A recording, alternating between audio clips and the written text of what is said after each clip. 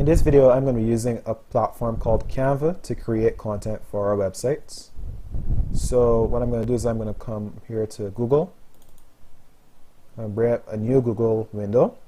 I'm going to type in Canva, C-A-N-V-A, and then you can press enter. And it is this website, so it's www.canva.com. So this should be the first link that comes up. So you can click on that. And then here you'll be presented with a login page, okay? So you have the option to either sign up with Google, sign up with Facebook, or sign up with other email addresses other than Google. Or if you already have an account and you've already used Canva, you can log in here. So that's what I'm going to do. But what you can do is that you can sign in with your Google account. So this first link here, so I'm going to log in. So here you have a login window that is set up for people who already have accounts. So if you already have your Google account connected to Canva, you can log in here. Same thing with Facebook. And then below, you have a separate login area for people who have not used their email address or Facebook to log in, okay? Well, when I say email address, I mean have not used their Google account to log in, sorry. So I'm going to use my Google account, so I'm going to click here. Okay, good, so I'm going to log in. Okay, so the page that I'm going to see, since I've already logged in and used this account beforehand, it's going to look different to what you see. What you're going to see is that you're going to see something asking you to kind of give details on what you want to create.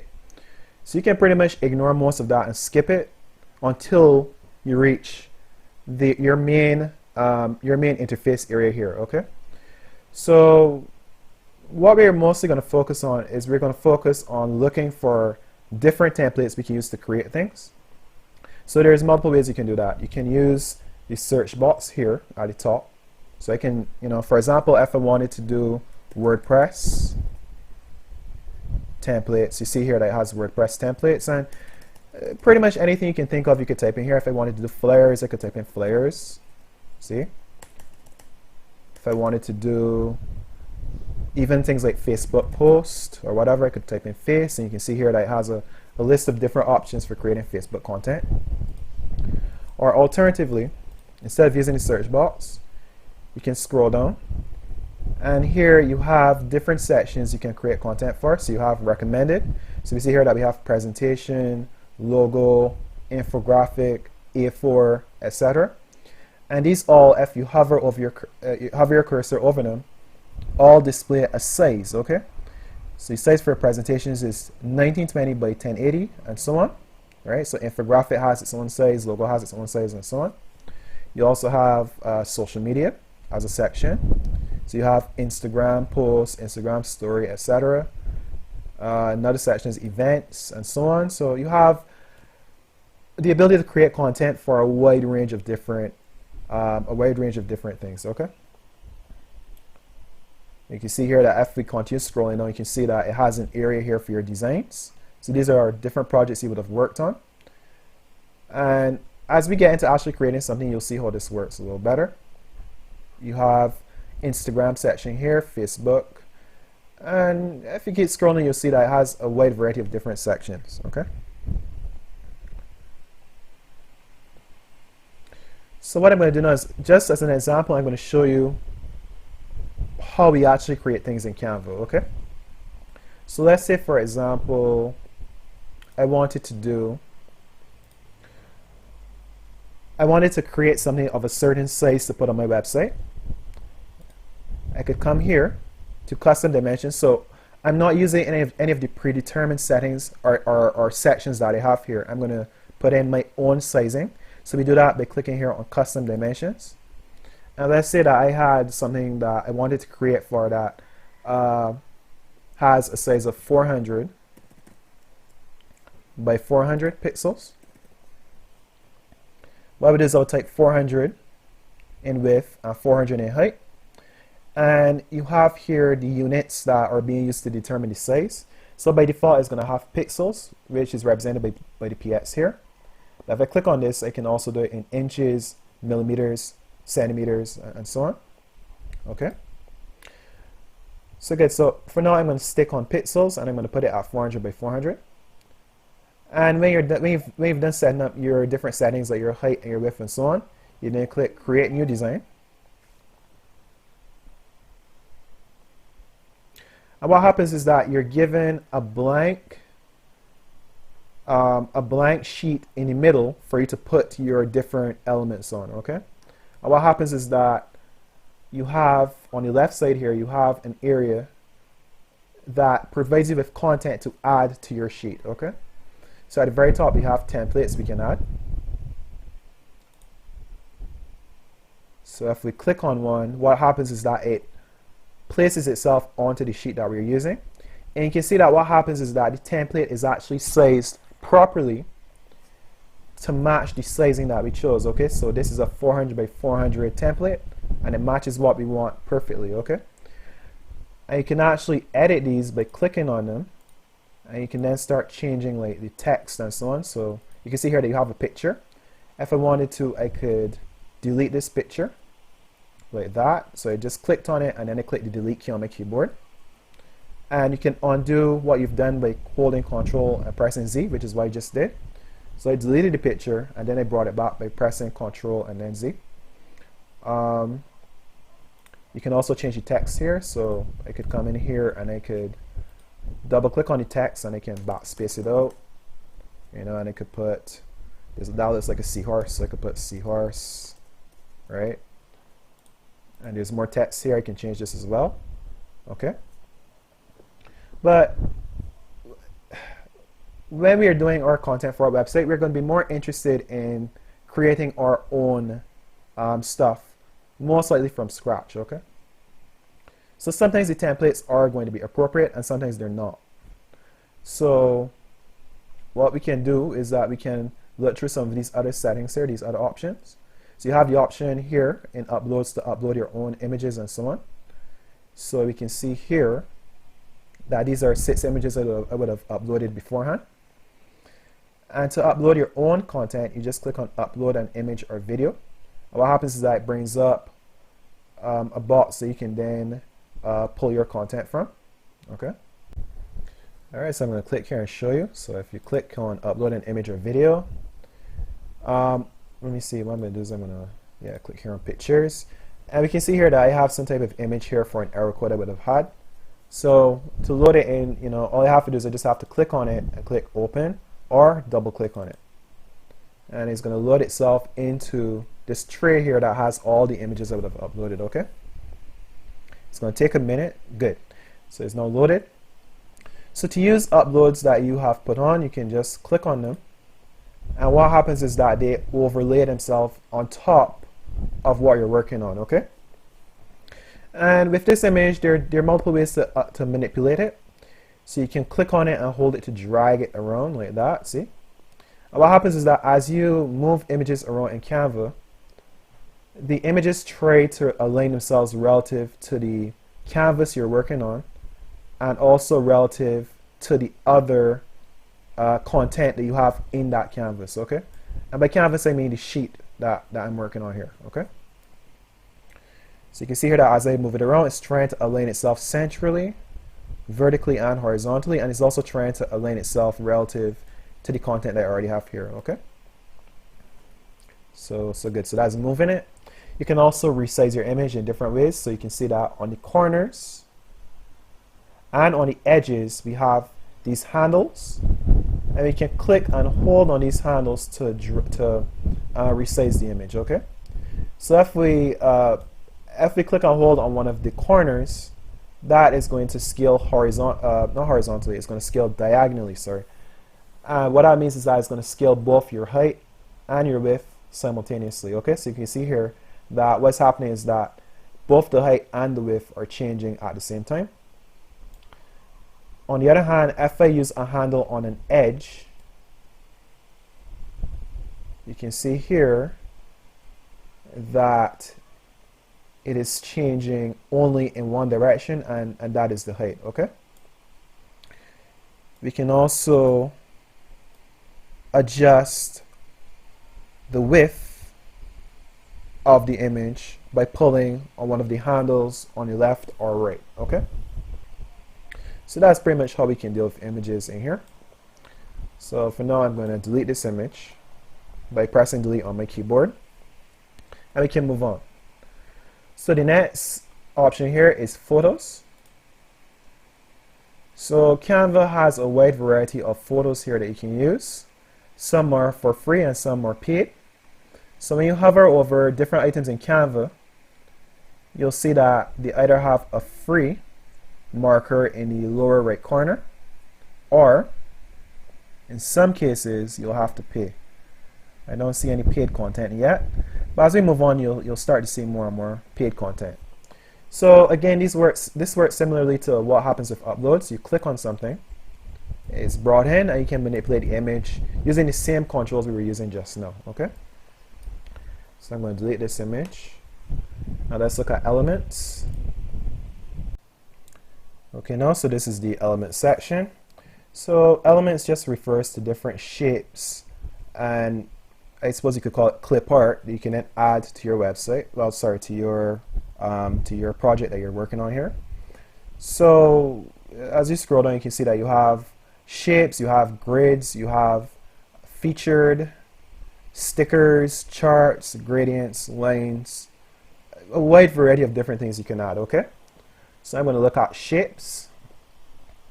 So what you do is you click on what you want to add, and it pulls it in. Again, it overlays it on top of your image, right?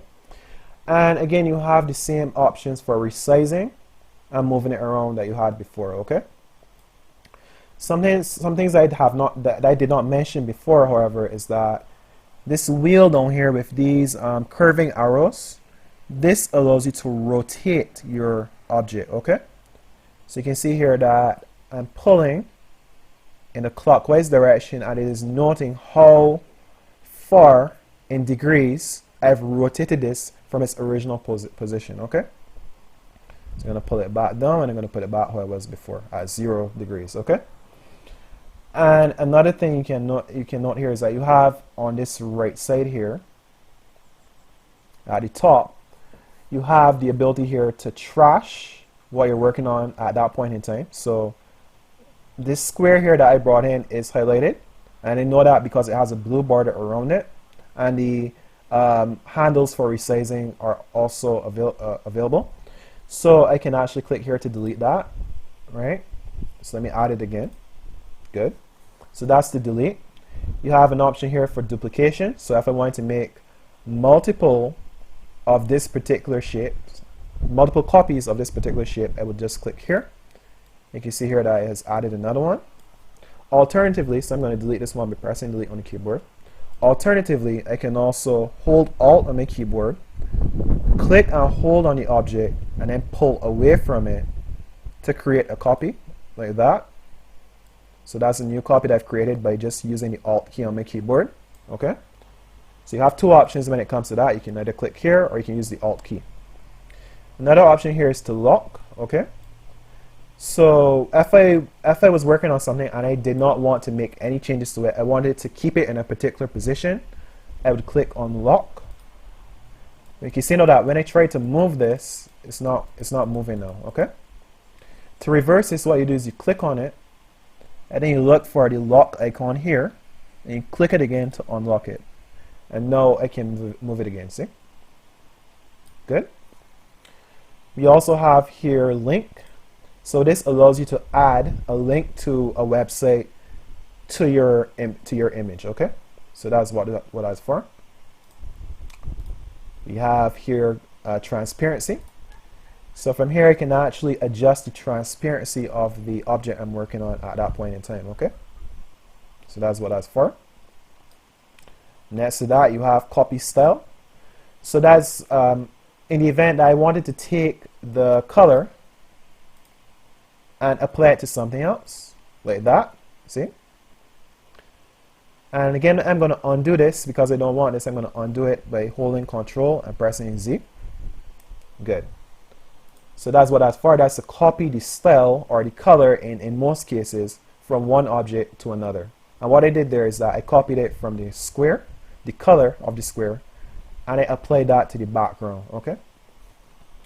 And then finally you have positioning, okay?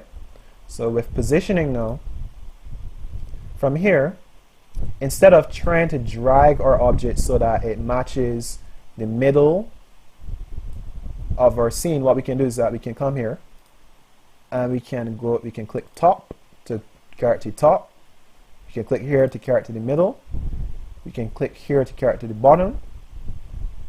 So that is our vertical orientation. We also have our horizontal orientation, so we can click here to go left, click here to go center, and click here to go right. So that's what the positioning is for. I'm going to send it back to the middle in both the vertical and horizontal orientation. So I'm going to click center and middle. And at the top here, we can see that we have forward and backward. Now what this is for is that this is to change the level of the object relative to the other objects, okay? So since we added a template originally, the template had a picture and it had text. And because we have added this square on top of them, we can't actually see them anymore. So what we can do is we can click on the square, click position, and send it backward. And now what's happened is that we have pushed the square back behind the original objects that were there, and now they are at the top of our project here, okay? So that's what these controls are for. Good. So yeah, so that's what our elements area is about. Our elements area is about adding either clip art or adding shapes to our workspace. And one other thing that I did not mention is that when we have one of these objects highlighted, we can actually change different attributes about it, such as the color. So if I click on color here, we can see here that I have 3 sections. So you have a variety of different default colors. Right? So those are colors that are always going to be present when you bring up this window. Above that, you have document colors, and this refers to colors that you have been using in your document, well, in your workspace. Okay? So as you add objects and you color them, those colors are going to be assigned to this area. Okay? And then finally, at the top, you have a color wheel. Okay? So we can take this and we can actually get a particular shade of color, right? So we can come here and we can use this to get a particular shade for our object, okay? And then below that, you also have the option to add a color code as well, okay? So good, so that's pretty much it for our objects. Something I did not mention with photos though, let me go back to photos, so let me delete this square. Let me go back to photos. So I'm going to add back in a picture from here. And when we add a picture, we can see here that we have some additional settings here. Effects, filter, adjust, crop, flip, okay? So what flip does is that flip allows us to either mirror it in the vertical axis or in the horizontal axis, right? So if I click flip horizontal, so if we look here, we can see that it shows a person walking towards the left, and if we flip horizontally, it should go in the other direction. And that's what's happening now. So the person is walking to the right, okay? And flipping it vertical, the person should then be upside down, like that, okay? So that's what flipping is for. You also have adjustments. So if I click adjust, we can adjust various attributes of the picture, right? So we can change the brightness. You can see now that as I increase the brightness, it's becoming washed out because it's getting too bright. You can darken it also, okay? You have contrast. And you can see now that it's becoming very deep in terms of the color. If I go the other way, it's going to become more washed out, see? We have saturation. Same thing, the color is becoming deeper as I increase. As I decrease, it's going to become more washed out, okay? You have tint. So you can adjust the tint of the picture. You have blur, you can add a blur effect. You have X process, which to be honest, I'm not sure what that does. can also add a vignette. So what that does is that darkens the corners of your image. Okay, let me take off the blur so you can see it a little better. If I increase, you can see that the edges of our image are becoming darker, and what that helps to do is that helps to emphasize whatever is being focused on in the image. Okay, so these are different adjustments you can do. You also have filters, so you can see here that we can add different filters to our image. You can adjust the intensity here on the bottom.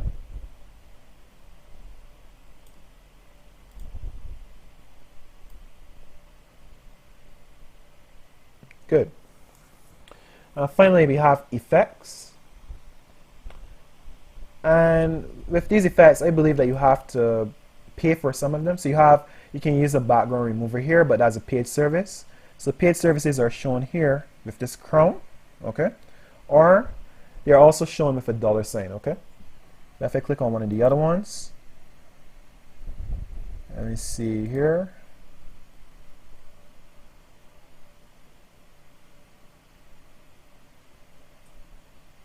So what you have to do is you have to click connect on them, and then you have to click on these settings that pop up. So you have here cherry, you have fuchsia, pop, violet, etc. And you can adjust these. You can adjust the highlights, right? You can adjust the shadowing. You can adjust the intensity. So there's a wide range of different settings you can apply to pictures. So I'll allow you to toy with that at your leisure. So for now, I'm going to delete this picture, and we're going to continue. And you have to either apply or cancel to get out of this setting here. So I'm just going to apply it, and then I'm just going to delete the image. Good. Okay. So music is a new setting. And you also have videos here. So I'm not going to cover these right now because I'm more concerned with the image editing aspect. So I'm going to skip these two settings for now, but they work pretty much the same. You just have to browse through what they have available, and you can add it just by clicking, okay? But for now, we'll stay with the video editing, with the photo editing. So next I'm going to look at backgrounds. So here you have background. And here you have a wide variety of different backgrounds you can add. So let's say that maybe I was thinking that this background is a little bit too bland and I want something different. Like let's say leaves. I can click here. And there you go. So it's now changed the background from something that was pretty much just blank to having leaves, okay? And I could come through here and I could click. This one does a little better. Is the objects are popping a bit better and stuff. Good. Okay, so that's background. So you can scroll through and you'll see that they have a wide variety of different backgrounds.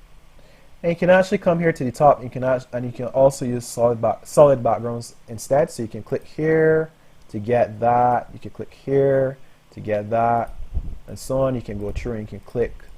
You can get different solid backgrounds. And you can actually use the color wheel here as well. So I can click here, and I can use the default colors that I have available here, and I can also create a color here by using the color wheel that I have, okay, to get a background. So that is the background area. Good. And finally, we have folders here below background. So this is a paid feature, but what this allows you to do is that as folders allow you to organize stuff on your computer generally, the same thing applies here. So you can have folders for different projects. You can have folders that have different elements that you can add and that kind of thing. Okay, so it allows you to organize your content a little better. And then below that we have more. And what this is that this is additional apps that you can add to Canva that provide you with different things, right? So you can add emojis, you can add pencils, you can add Pixabay. I don't know if you might remember, but we dealt with Pixabay before. So we touched on their photo section. So they have a wide variety of different photos here. But let's say you wanted to find something and they didn't have that in their photo section. You could come here and you could look at either Pixabay. So if I click on Pixabay, you can see here that Pixabay has its own photo section, so you can look for something here. Or you can also try Pexels, okay? So Pexels also has its own content here that you can search through, okay? So that's what this section is for. This section is just for additional things that you might not find in the default areas that they have here, okay? So that is a brief overview of the Canva interface. As we move on, we'll be going through how you can create a logo and how you can create other elements for your website using this platform.